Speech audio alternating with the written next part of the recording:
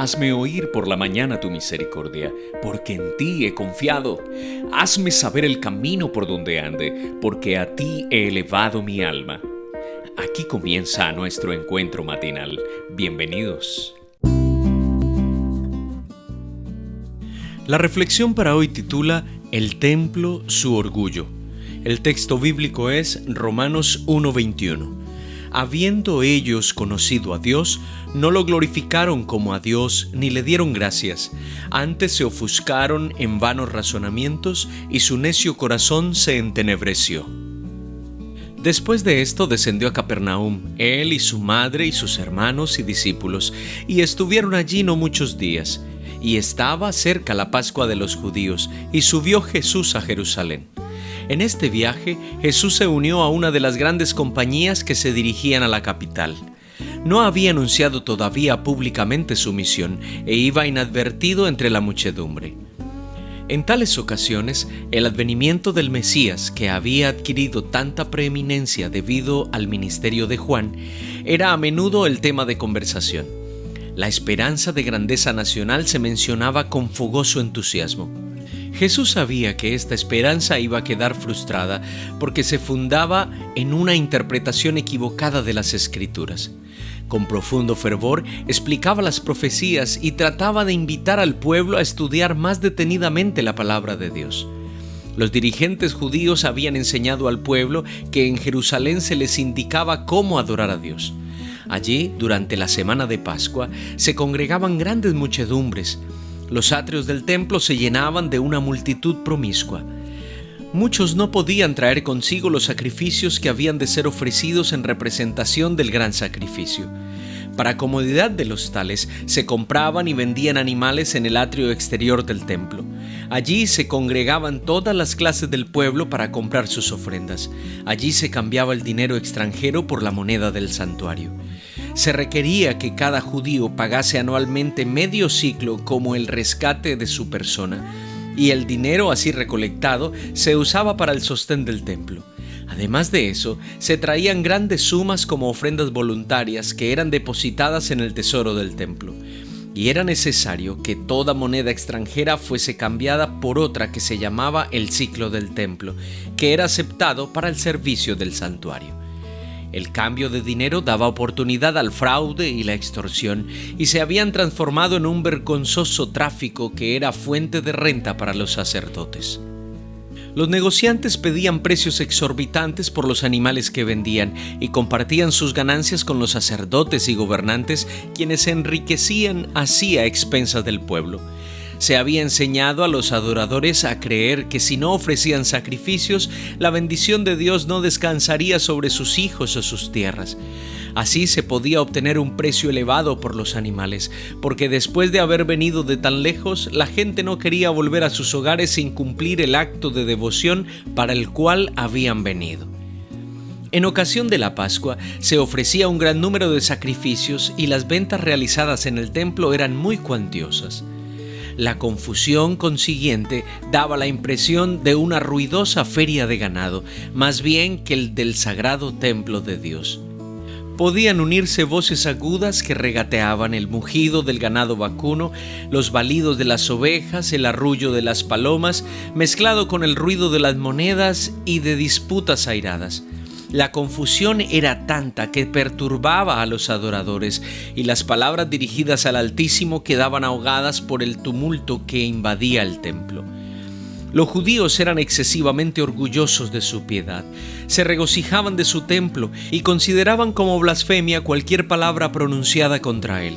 Eran muy rigurosos en el cumplimiento de las ceremonias relacionadas con él, pero el amor al dinero había prevalecido sobre sus escrúpulos. Apenas se daban cuenta de cuán lejos se habían apartado del propósito original del servicio instituido por Dios mismo. Cuando el Señor descendió sobre el monte Sinaí, ese lugar quedó consagrado por su presencia. Moisés recibió la orden de poner límites alrededor del monte y santificarlo, y se oyó la voz del Señor pronunciar esta amonestación: Guardaos, no subáis al monte ni toquéis a su término. Cualquiera que tocare el monte de seguro morirá.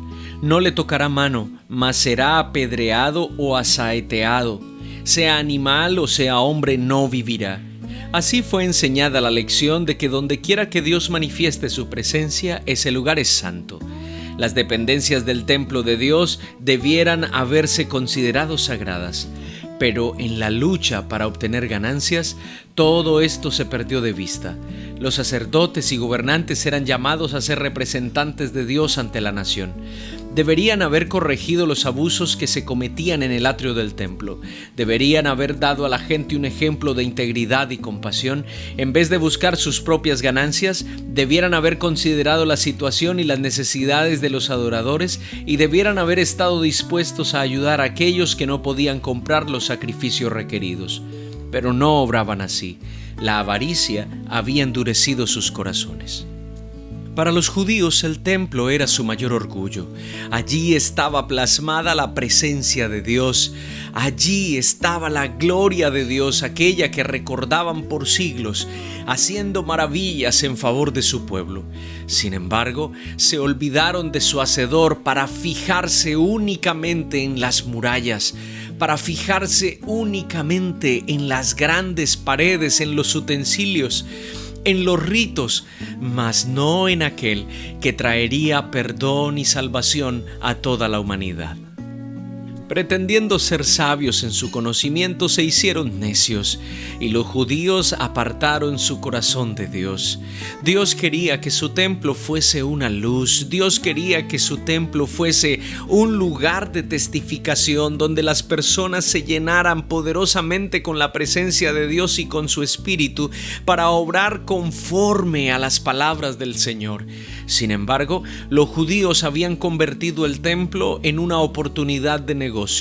Habían convertido el templo en una guarida de ladrones, pero también habían convertido el templo en un lugar donde definitivamente las plegarias se opacaban con todo el murmullo, con todos los pensamientos y los deseos de todos los asistentes.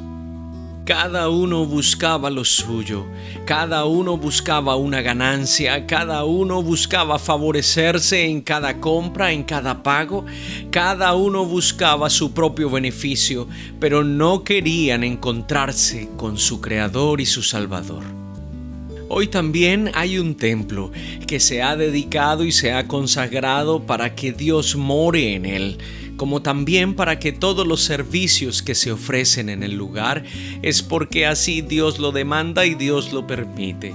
Sin embargo, muchas veces también como los judíos nosotros hemos convertido el templo de Dios como en una casa cualquiera o en un lugar cualquiera donde podemos hablar como se nos antoja, donde podemos pensar como se nos antoja, donde podemos hacer aún hasta negocios personales.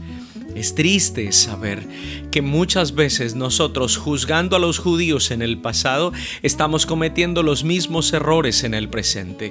Dios espera que en su templo nosotros vayamos con la mejor actitud de honrar, alabar y glorificar su nombre, de encontrarnos con Él y que la Escritura realmente pueda llegar a nuestro pensamiento, pueda llegar a nuestro corazón y nos inste a prepararnos para el segundo advenimiento de Cristo Jesús. Pero realmente eso nosotros experimentamos en nuestras iglesias, solamente tú y yo lo sabemos. Pero si los demás no llevan la actitud que deberían, nosotros sí, y debiéramos ser ejemplo para todos aquellos que en algún momento van buscando una manera equivocada, yendo a la presencia de Dios en el templo que ha sido erigido para su gloria y su honra. ¿Cuánta necesidad nosotros tenemos para distinguir entre lo santo y lo profano? Necesitamos urgentemente al Espíritu Santo para que venga a nuestras vidas y nos instruya, porque en estos últimos tiempos la guerra es difícil. La Escritura dice que Satanás tratará de engañar aún a los escogidos, y es menester que nosotros no dudemos y no endurezcamos nuestro corazón para que el Espíritu Santo pueda morar en él y de esa manera poder acercarnos verdaderamente a nuestro Creador. Si lo crees así, voy a invitarte a cerrar tus ojos y elevar una plegaria al cielo. Señor, gracias te damos porque nos regalas un bello amanecer. Pero además de agradecer a esta hora también, Señor, queremos suplicar tu perdón. Nos hemos equivocado, Señor. Cuando hemos ido a tu templo te hemos fallado. No nos hemos ido a encontrar contigo, sino con otras personas. No hemos ido a hacer pacto contigo, sino hemos ido a pactar con otras personas. Por favor, Señor, enséñanos que lo que tú deseas es que en ese lugar que has sido bendecido por ti para tu adoración, sea un lugar en el cual nosotros vayamos a tu encuentro, y nosotros, Señor, queremos ir a tu encuentro. Ayúdanos a tener un pensamiento correcto, pero también, Señor, una actitud correcta, que podamos ir al templo, Señor, con la necesidad de buscarte y encontrarte, porque sabes lo que es mejor para nuestras vidas, porque quieres lo mejor para nosotros, pero también demandas de nosotros obediencia y verdadera adoración.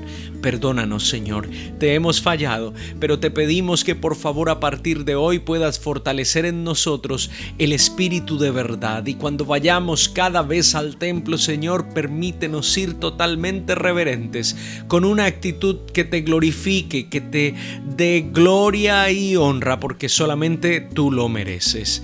Gracias, oh Padre, por escuchar nuestra súplica, y hoy, Señor, haznos dignos de tu amor. Te lo suplicamos en el nombre de Jesús. Amén.